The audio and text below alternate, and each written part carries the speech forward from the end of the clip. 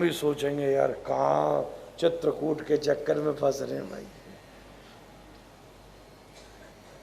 अरे खाली गुफा में से भी आवाज वापस आ जाती है। सावधान बैठिए कथा के लिए। कथा का कौन सा आसन है? कई लोग हमसे पूछते हैं महाराज किस आसन में कथा में बैठे? बोले सावधानी का आसन। सावधान तया शृणु, भागवत में यही नियम का, रामचरितमानस में यही नियम का। बस भाई सावधानी से बैठना, कहीं बहता राम तुम चूक न जाओ। भगवान हमारे अंतःकरण में किसी वक्ता के आसन पर ही बैठ कर आता है। प्रविष्ट कर्ण रंध्रेण स्वानाम भाव सरोरुहम धुनोति समलम कृष्ण सलीलस्य यथा शरद। भागवत के तृतीय स्कंद। चूक नहीं जाना। आपके तो चूक गए तो क्या बड़ी बात है। चित्रकूट आना और एक मोड़ चूक गए, फिर पता चलेगा। ये लोग आ रहे थे कानपुर से, एक मोड़ चूक गए, प्रयाग पहुंच गए, 4 घंटा बाद पहुंचे। एक मोड़। आजकल वृंदावन में नया हाईवे बना है ना महाराज, तुम एक मोड़ चूक जाओ तो आगरा पे ही मिलेगा जाके टर्न। हम उस हाईवे पे चले तो हमें यह पता चला कि सावधानी का मतलब क्या होता है। अगर एक भी शब्द चूक गए तो 3 घंटे पल्ले नहीं पड़ेगा विषय चल क्या रहा है महाराज। इसलिए कथा का एक ही नियम है कि यहां सावधानी के आसन पर बैठिए, चाहे कुर्सी पर बैठिए, चाहे सोफा पर बैठिए, चाहे जमीन पर बैठिए। और मैं कोशिश करूंगा कोने होने में तखत भी डलवा दूं, लोट भी जाओ तो कोई हर्जा नहीं। क्या समस्या? क्यों है कोई समस्या बाबा? लेट भी जाओ। अब आजकल तो सुनते ही हैं टीवियों पे कथा आने लगी, लोग लेट के सुन रहे हैं, चाय पी के सुन रहे हैं, कॉफी पी के सुन रहे हैं, पेप्सी पी के सुन रहे हैं। अच्छा कई तो अटरम सटरम पी के भी सुन रहे हैं। यहां चढ़ाया एक और सामने चल रहे निगम कल्पतरोर रसमालयम, और यहां चढ़ा रखी है रसमालयम। ओहो क्या बात कही है भागवत में, रसमालयम। ला एक और बना रसमालयम। बता देखा है हमने ऐसा? चलो देखो, टीवी में भी चल रही है, रिकॉर्डिंग में भी चल रही है, सीडी फोन में भी चल रही है, बाथरूम में बैठे बैठे भी सुन रहे। निगम कल्पतरोर गलितम फलम। अब बता, अब तुम तो कहीं बैठो कोई हर्जा नहीं।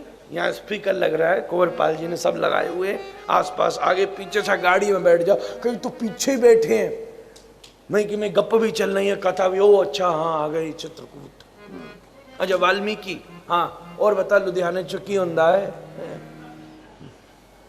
वो ऐसा भी बाहर माहौल है, कहीं भी भोजन के में आप कहीं बैठिए, बाहर बैठिए, और सड़क पे बैठ जाइए, और मंदाकिनी चले जाइए, कमरे पे बैठ जाइए, इधर बैठिए, आगे बैठिए, पीछे बैठिए। पर कथा की एक ही शर्त है, सावधानतया। मंच पे आ जाइए, हमें कोई हर्जा नहीं, वैसे सब बैठे और आसपास बैठोगे मजा आएगा, मेहनत कम लगेगी। पर सावधानी के आसन पर बैठकर जो सुने वो शब्द को पकड़ सकता है। सावधानतया शृणु। आप ऐसे हृदय में बैठिए जिसके हृदय में कथा के प्रति उत्सुकता हो। ये पहला घर वाल्मीकि जी ने श्री रघुनाथ को दिया। आप ऐसे हृदय में बैठिए जिसके प्रति, कथा के प्रति जिसके हृदय में लालसा हो। महाराज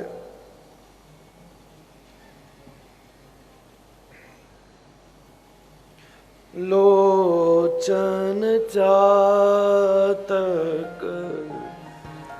जिन करीरा, लोचन चातक जिन करीरा, रही दरस जलधर अभिलाष। रही दरस जल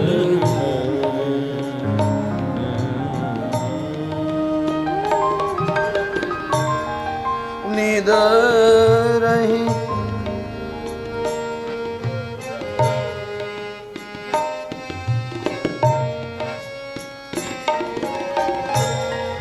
निद रही सरित सिंधु सुर भारी निद रही सरित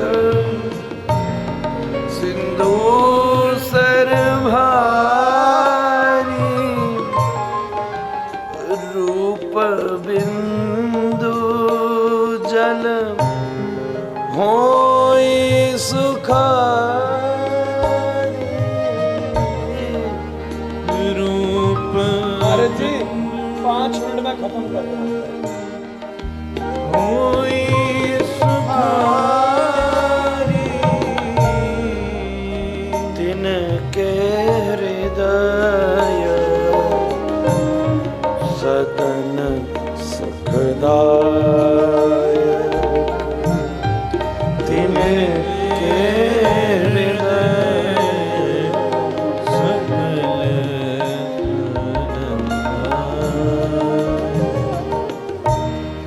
बसहु बंधु सिय सहर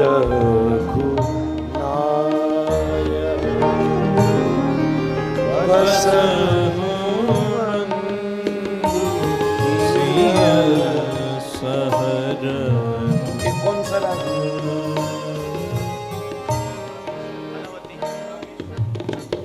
हम भी व्यास गद्दी पे सीखते रहते। तो कथा का प्रभाव क्या है? अच्छा एक सच कहें, ये बड़ी वाल्मीकि जी ने बड़ी अद्भुत बात कही है। कथा जाति कान से और सबसे बड़ा प्रभाव आंखों में दिखाती है। कथा कान से जाती है और आंखों पर प्रभाव डालती है। आंखों से ही पता चलता है कि तुम कैसे सुन रहे हो। अच्छी नहीं लग रही तो सो गए, बहुत अच्छी लगी तो ध्यान लग गया, हंस गए तो आंखों में चमक, मजा आ रहा है तो आंखें अपने आप बता रही है, पलक झपकने का वाह वाह। और एक बैठा बोल,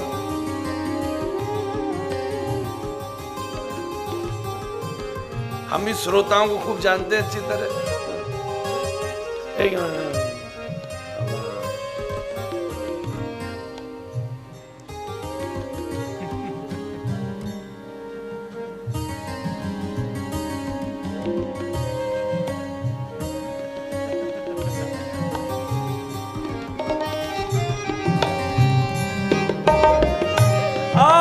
की मरोड़ ही करोड़ बात कह गई।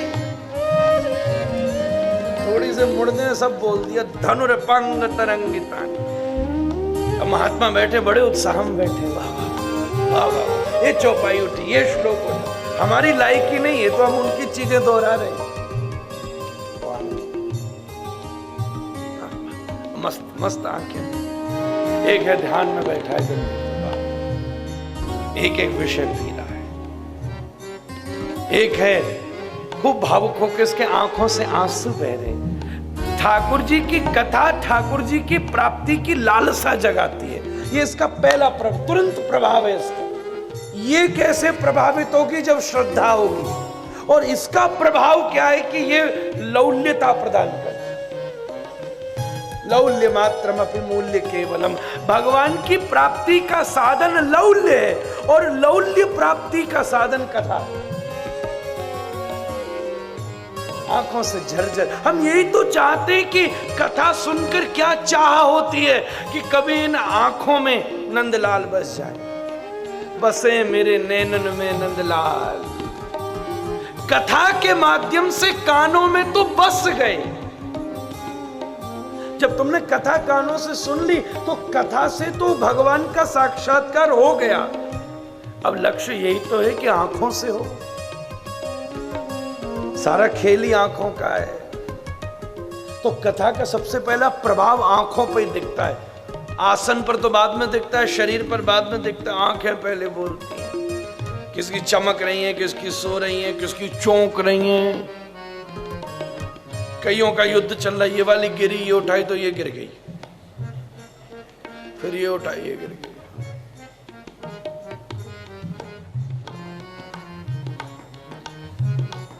अच्छा एक बात बताऊं, इतने की बात भी कई लोग सो रहे हैं। ये सबसे बड़ा आश्चर्य है। मैं हंसा दी नहीं यार, बताए दियो, मुंह पे कह रहे तो सो रहे हो, फिर भी नहीं।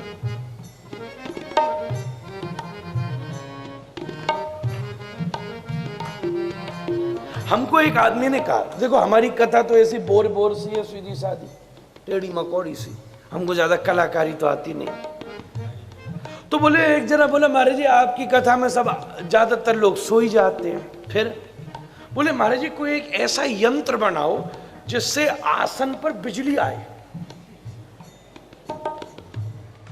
सबके नीचे वो आसन हो, और जैसे ही सो रहे हैं आप बटन दबाओ, स्विच ऑन हो जाए। वाह वाह वाह वाह वाह। मैंने कहा चलो वो दिन भी आ जाएगा। यहां से फट माला में रखो आप बटन, लोग सोचे महाराज जी माला कर रहे हैं, हम कथा सुन रहे हैं, यहां बटन दबाया मैंने, हाँ जय हो, वाह वाह वाह वाह।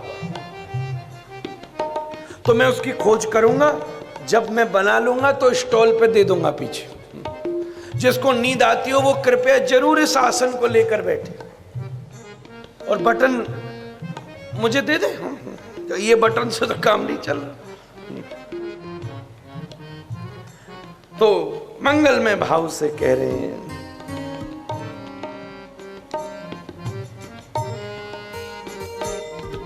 चौपाई का भावार्थ यही है कि हे ठाकुर जी, रूप बिंदु जल जे सुखाई, तिनके ही सदन सुखदाई। महाराज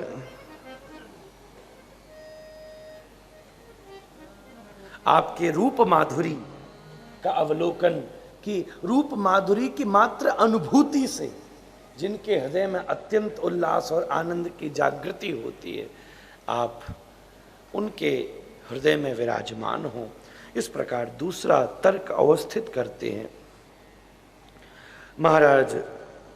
अब तीसरी चीज, तीसरा प्रभाव कहाँ आता है? कथा आपने सुनी, कान से सुनी, आंखों से अश्रु बहे और भाव चढ़ा, तो फिर तीसरा प्रभाव मुख पर आता है। जय हो साधु, अरे हरि बोल, हरि बोल, जय जय श्री राधे। जसु तुम्हार मानस बिमल, हंसिन जिहाजासु, मुक्ता हल गुण गण चुनहि राम, बसहु हियतास।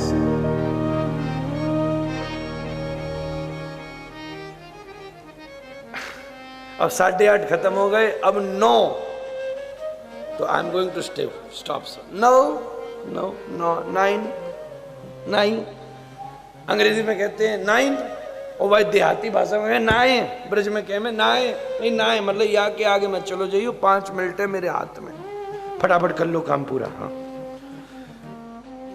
तो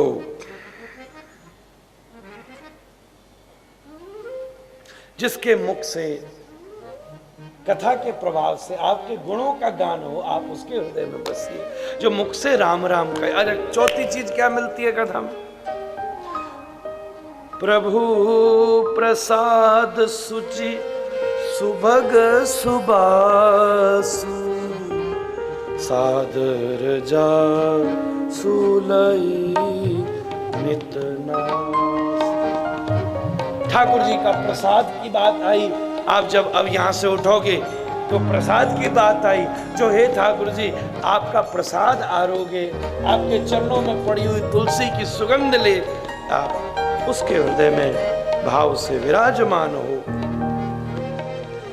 महाराज इस प्रकार कथा की परंपरा को मैं अपनी अनुभूति से कह रहा हूं, महर्षि वाल्मीकि स्थापित करते हैं। असली में इसलिए मैंने पहले दिन कहा था, जब कथा चित्रकूट पर पहुंचेगी तभी राम चित्रकूट पर पहुंचेंगे। वास्तव में प्रयाग से चलकर राम इस चित्रकूट में पधारे हैं, ये एक संकेतात्मक बात है, पर वास्तव में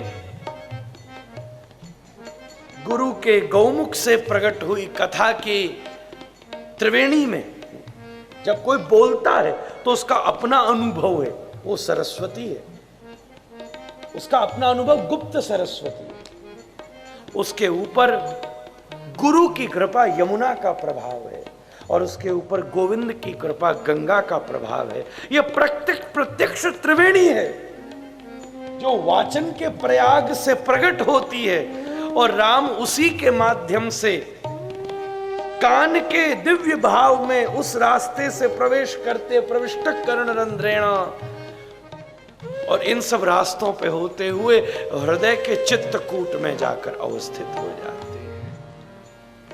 वो चित्रकूट कैसा है?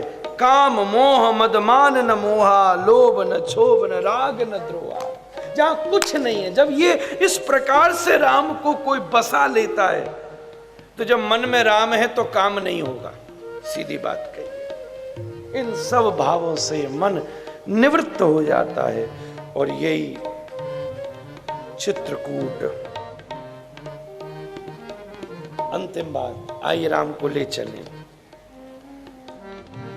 चित्रकूट गिरि करहु निवास, चित्रकूट गिरि करहु निवास, तहाँ तुम्हार सब भांति सुपासु, तहाँ तुम्हार सब भांति सुपासु, तहाँ तुम्हार सब भांति सुपासु, तहाँ तुम्हार सब भांति सुपासु, चित्रकूट गिरि करहु निवास, चित्रकूट गिरि करहु निवास। दोनों महापुरुष अपनी अपनी भंगी में राम सरकार को, सिया स्वामिनी को, लखनलाल जी महाराज को चित्रकूट में विराजमान कर देते हैं। वाल्मीकि जी की आज्ञा से सुंदर वहीं पर श्री रघुनाथ लखनलाल जी को आज्ञा प्रदान कर लकड़ी की छाल मंगा के सुंदर शाला पर्ण कुटिया का निर्माण अवस्थित करते हैं।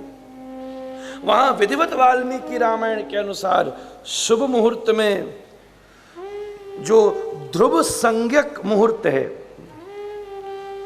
उत्तरा और रोहिणी नक्षत्र तथा रविवार हो तो वो ध्रुव नक्षत्र है, उसमें विधिवत उस कुटिया की ग्रह शांति आदि करके, वास्तु शांति आदि करके, मृग हत्वा नयक्ष प्रम लक्ष्मणेन शुभेण च कर्तव्यम शास्त्र दृष्टो ही विधि धर्मानुस्मरण। यहाँ स्पष्ट संकेत किया। अब यहाँ मृग हत्वा के मूर्खों ने अलग अलग अर्थ लगा दिए। स्वामी जी बैठे हैं, ज्यादा बता मुझे, पर वास्तव में जो गजकंद है वो दिखा रहे तो वही है क्या? गजकंद दूसरा, तो उसको यहां रघुनाथ ने संकेत किया और सब पूरा कर्मकांड स्थापित कर, शास्त्र की आज्ञा का अनुपालन कर अपनी इस दिव्य कुटिया में प्रवेश किया। सुरम्यामासाद्या तु चित्रकूटम नदीं चतां माल्यवतीं सुतीर्थं ननंदहृष्टो मृगपक्षिजुष्टां जहोच दुःखं पुरविप्रवासात्। इस श्लोक से वाल्मीकि जी चित्रकूट की गरिमा का वर्णन करते हुए विषय का विसर्जन करते हैं। अपनी कुटिया में, चित्रकूट में राम जी को निवास करने दीजिए। प्रसंग अयोध्या की तरफ जाता है, जिसे हम कल संकेत में जल्दी जल्दी एक ही बार में पूरा कर देंगे। और फिर भरतलाल जी को यहाँ लेकर पधार के बचे हुए 2-3 दिन में भरत मिलाप की सुंदर प्रेम कथा की चर्चा प्रकट कर अपनी वाणी को पवित्र करेंगे। इसी के साथ आज के अपने मंगलमय सत्र को श्री रामायण राम चरणों में समर्पित करते हैं। आप सब प्रसाद लीजिए और कल के क्रम का स्मरण कर आगे बढ़िए। सबको दंडवत प्रणाम करते हुए अपने विषय को विसर्जित करें। 16 चित्र अर्पित आपको।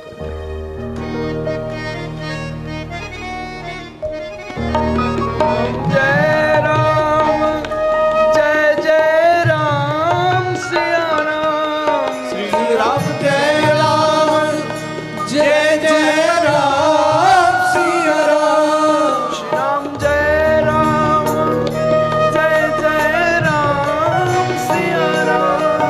श्री राम जय राम जय जय राम सिया राम। श्री राम जय राम जय जय राम सिया राम। श्री राम जय राम जय जय राम सिया राम। श्री राम जय राम राम सिया राम। श्री राम जय राम जय जय राम सिया राम। श्री राम जय जय राम सीताराम सीताराम। श्री राम जय जय राम सीताराम सीताराम। श्री राम जय जय राम सीताराम। श्री राम जय जय राम सीताराम सीताराम। श्री राम जय जय राम सीताराम सीताराम। श्री राम जय जय राम सीताराम सीताराम।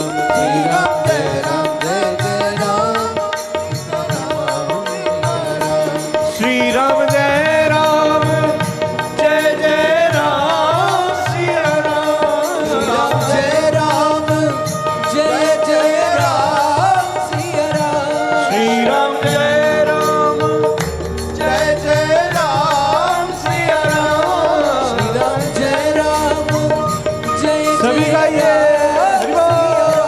श्री राम जय जय राम सिया राम।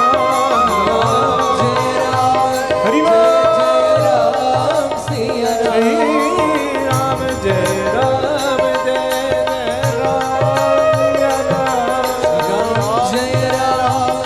जय जय राम सिया राम। श्री राम जय जय राम सीताराम सीताराम।